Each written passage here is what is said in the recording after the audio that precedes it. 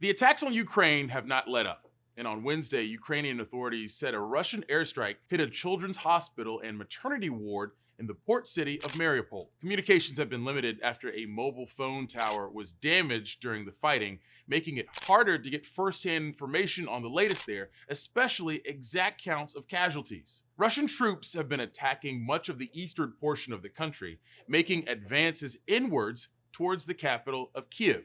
Newsy correspondent Jason Bellini has been closely following the situation from Lviv. Jason, Ukrainian President Volodymyr Zelenskyy used this incident to reiterate a call for Kyiv's allies to impose a no-fly zone over Ukraine. Can you tell us a little bit more about that?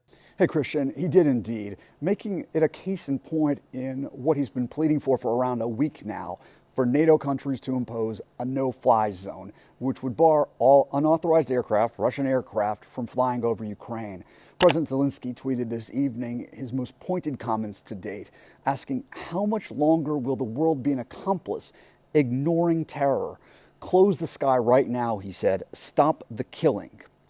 NATO countries have ruled out policing a no-fly zone. Why? This could have something to do with last week, Russian President Vladimir Putin saying that any country involved in enforcing a no-fly zone would be viewed by him as a participant. And he said it wouldn't matter what member they are, which appears to be Putin threatening the U.S.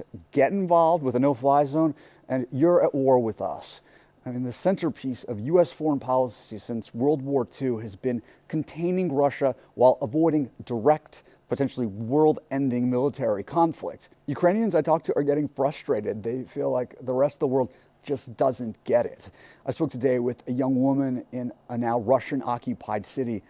Listen to what she had to say. We protect now the whole world. Ukraine protects the whole world. And what I realize, you won't understand this till it comes to your house. You have to spend at least one night in bomb shelter when listening to all these missiles over your head. Then yes, then maybe your authorities, your governors, they will understand. The point that she and so many others are trying to make is that this is no longer just Ukraine's war with Russia. Whether you realize it or not, NATO countries, you'll either have to stand up to Russia now or stand up to Russia later. All right, many thanks for that reporting, Jason. Ukrainian President Zelenskyy has been reaching out for assistance, pulling on every string he can for help. In an appeal for help last week, he even invoked his Jewish faith, something Zelenskyy hasn't really done before. He posted online in Hebrew, making an appeal to other Jewish people worldwide for support. Newsy correspondent Schamisso explains how this move has put Israel in a bit of a tough situation.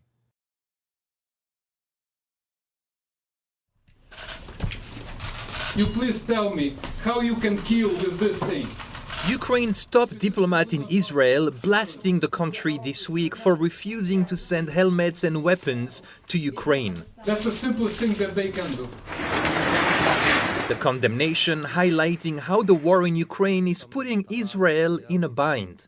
I'm sure that the government of Israel, the Israeli leadership, is extremely uncomfortable with the situation they find themselves in. On the one hand, Israel shares democratic values with Ukraine and the West, and its security rests on a strong relationship with the United States.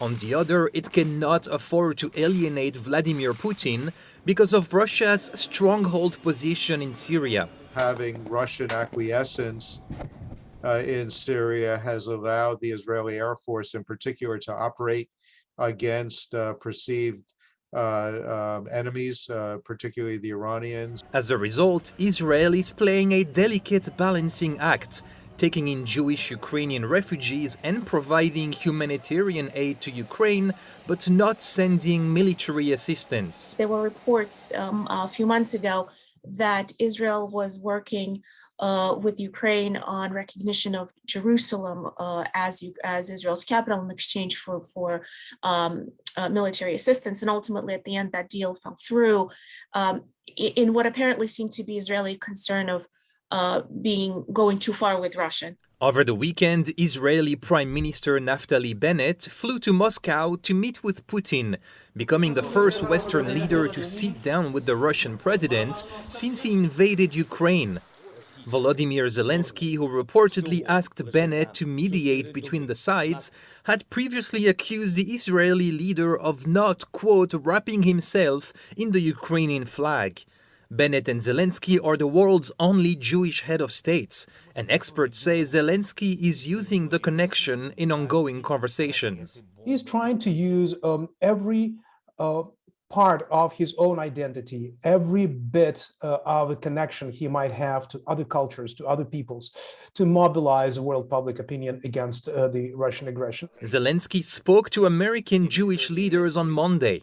Last week, he made a direct appeal to Jews worldwide.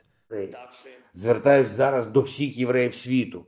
Хіба ви не бачите, що відбувається?